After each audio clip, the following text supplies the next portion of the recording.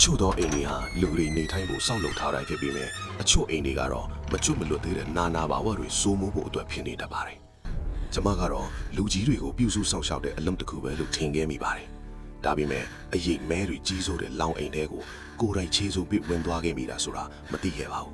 ။လွန်ခဲ့တဲ့9နှစ်တုန်းကကျမဟာချစ်သူရဲ့နယ်မြို့လေးကရွာကိုလိုက်သွားခဲ့ပါတယ်။အဲ့ဒီမှာကအလုတ်ကိုင်ရှာပါတာကြောင့်ရွာတွေကလူမမာတွေဒါမှမဟုတ်လူကြီးတွေကိုအဖော်လုပ်ခဲ့တဲ့အလုပ်ကိုစလုပ်ခဲ့တာပါရိုးရိုးရှင်းရှင်းအလုပ်လေးပဲလို့ထင်ထားခဲ့ပေမဲ့တရက်မှာတော့ချစ်သူရဲ့ဆွေမျိုးတွေကအကူအညီတောင်းတဲ့ဖုန်းဝင်လာခဲ့ပါတယ်သူ့ရဲ့အဘွားဟာရုတ်တရက်အင်အားချိနေပြီးနာမချမ်းဖြစ်သွားတာပါအဘိုးဖြစ်သူကလည်းအတော်လေးပင်ပန်းနေပြီဖြစ်တဲ့အတွက်ကျမကိုညဘက်လာဆောင်ပေးဖို့အကူအညီတောင်းခဲ့ပါတယ်ဒါပေမဲ့ကျမအိမ်ကမထွက်ခင်မှာချစ်သူကဒါကိုဝတ်သွားပါဆိုပြီးဖျားစဉ်ကဖျားယူပွားတော့သို့မဟုတ်အဆောင်တစ်ခုကိုပေးခဲ့ပါတယ်သူ့မျက်လုံးလေးထဲမှာလည်းတစ်ခုခုကိုကြောက်လန့်နေတယ်လို့ပါပဲအိမ်နီးနားချင်းတွေကလည်းညနေ9နာရီကျော်ရင်အဲ့ဒီအိမ်မှာမနေပါနဲ့လို့တတိပေးကြပါတယ်အိမ်တော့ဖက်ချန်ထဲမှာကပြနေတဲ့ကချီတဲ့အမျိုးသမီးတယောက်ရဲ့အရေးကိုအမြဲတွေ့ရတတ်တယ်လို့သူတို့ကပြောကြပါတယ်အဲ့ဒီအမျိုးသမီးဟာလွန်ခဲ့တဲ့နှစ်ပေါင်းများစွာကတည်းကတေးဆုံးသွားခဲ့သူပါည10နာရီလောက်မှာတရွာလုံးတိတ်ဆိတ်သွားပါပြီအဘိုးတို့အိမ်ကနှစ်ထပ်တစ်သားအိမ်ကြီးဖြစ်ပြီးအပေါ်ထပ်ကိုဘယ်သူမှမတက်ကြပါဘူးကျမတို့ကအောက်ထပ်မှာပဲအဘိုးအဘွားနဲ့ကျမ3ယောက်သားချင်းတောင်ကိုစီနဲ့စီးပြီးအိတ်ခဲ့ကြပါတယ်တိတ်ဆိတ်နေတဲ့ညမှာအဘွားရဲ့ညီးထန်းကိုကြားလိုက်ရပါတယ်အဘွားဟာအိမ်မက်ထဲမှာတစုံတစ်ယောက်ကိုလက်ရခေါ်နေတယ်လို့မျိုးလက်ကိုမြောက်ပြီးလှုပ်ရှားနေပါတယ်ကျမလည်းအဘွားကိုချော့မော်ပြီးပြန်သိခဲ့ရပေမဲ့ရင်ထဲမှာတော့အတော်လေးထိတ်လန့်နေပြီပါအဲ့ဒီနောက်မှာတော့မိဖို့ဘက်ကနေကုလာထိုင်ဆွဲရွှေထန်းကြီးကိုကြားလိုက်ရပါတယ်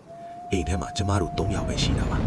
ရုပ်တရက်ဆိုလို့လေပြင်းတွေတိုက်ခတ်လာပြီးအင်ကြီးတစ်ခုလုံးတုန်ခါသွားပါတယ်အဲ့ဒီလေလာနေထဲမှာယောက်ျားတစ်ယောက်နဲ့ကလေးတစ်ယောက်စကားပြောနေတဲ့အတန်းတွေကိုလည်းကြားနေရပါတယ်ကျမခေါင်းစုမူထိုင်းပြီးဖျားစာတွေပဲရွတ်နေမိပါတယ်အဲ့ဒီအချိန်မှာပဲတကားကိုဝုန်းကနေမြောင်အောင်လာခောက်တဲ့အတန်းနဲ့သူချစ်သူရောက်လာခဲ့ပါတယ်သူရောက်လာမှပဲဖုံးလိုက်ကပြန်တက်လာပြီးကျမတို့လည်းအဲ့ဒီအိမ်ကနေချက်ချင်းထွက်ပြေးခဲ့ကြပါတယ်နောက်ပိုင်းမှာတော့ချစ်သူကပြောပြတာကကျမကိုလာဖို့တော့ကအိမ်ရှိဂိတ်တကားမှာယောက်ျားကြီးတစ်ယောက်နဲ့ကလေးတစ်ယောက်ရက်နေတာကိုသူမြင်ခဲ့တယ်လို့ဆိုပါတယ်ဒါပေမဲ့ဒါနဲ့တည်းမပြီးသေးပါဘူးအဘွားဆေးရုံတက်ရတဲ့အခါကျမကပဲတနာလို့ထပ်ပြီးသွားဆောင်ပေးခဲ့ပါသေးတယ်ဆေးရုံရဲ့တိတ်ဆိတ်နေတဲ့ညာတန်းကောင်မှာအရေးတစ်ခုလှုပ်ရှားသွားတာကိုတွေ့လိုက်ရပါတယ်တနာပြူလို့ထင်ခဲ့ပေမဲ့တီချာကြည့်လိုက်တဲ့အခါမှာအဘွားဟာကတင်းပေါ်မှာမမတ်ကြီးထိုင်နေတာကိုတွေ့ရပါတယ်ပိုးပြီးကြောက်စရာကောင်းတာကအဘွားရဲ့ရင်ဘတ်ပေါ်မှာခွာထိုင်နေတဲ့အရေးမဲကြီးတစ်ခုပါအဲ့ဒီအရေးမဲကြီးကကျမကိုလှဲ့ကြည့်ပြီးငါကိစ္စတွေကိုမင်းဝင်မပါနဲ့လို့အတန်းအော်ကြီးနဲ့ဟင်းဟောင်လိုက်ပါတယ်ကျမလည်းကြောက်လွန်းလို့အတိတ်လွတ်ခဲ့တာပါတယ်မနဲ့မိုးလင်းလို့နိုးလာတဲ့အခါမှာတော့နေရောင်ကြီးတွေရှိနေပေမဲ့ကျမရဲ့စိတ်ထဲမှာတော့အဲ့ဒီအေးဓာတ်ကြီးကအခုထိဆွဲချန်နေပါတော့တယ်